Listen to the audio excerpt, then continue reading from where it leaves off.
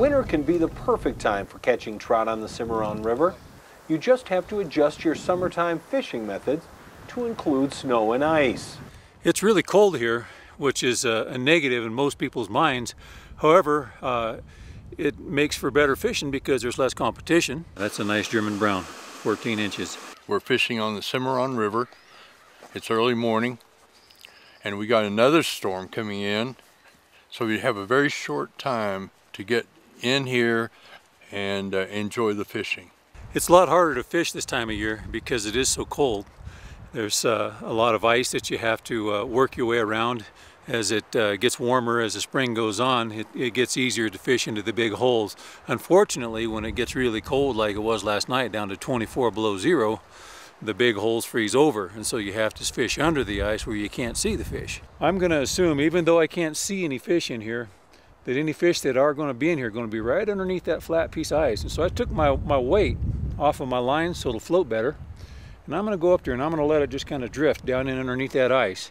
The fish that are here have been here for several months, even though some of them are most likely planters. There is some natives.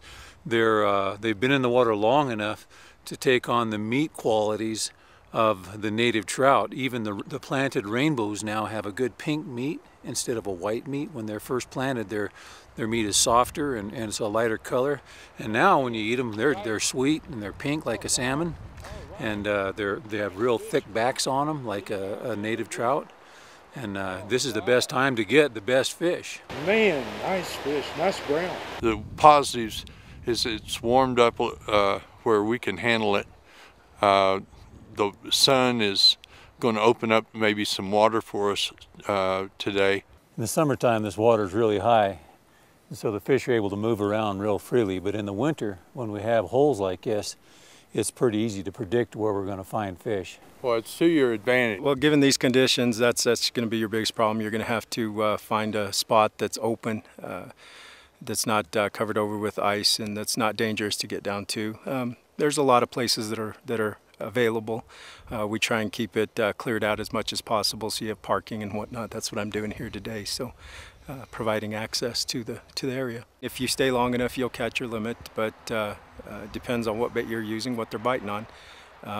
What is that bait that you like? It just differs, whether it be salmon eggs or something that's manufactured. You just got to find what they want at that time.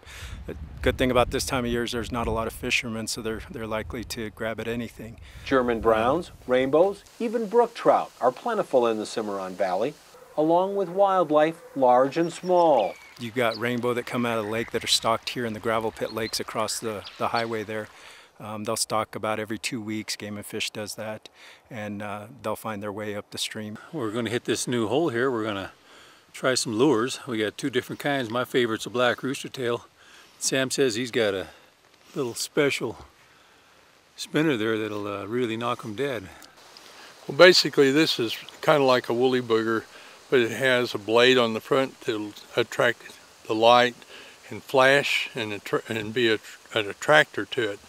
I've used it a lot on this stream and it works really well. We did pretty good here with this little guy. That's every once in a while you'll see these little browns like this, about this size, and the rainbows sometimes are even bigger. And sometimes you get them smaller, but this is a really good eating fish. You know, this snow is starting to fall, and when we got here we had sunshine, and we had hits just boom.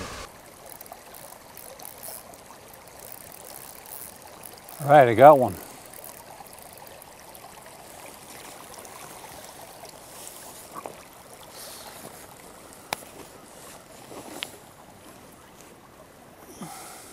It's warmed up quite a bit, and the ice has melted off. We're starting to see a lot of fish, but we're getting towards the end of the day.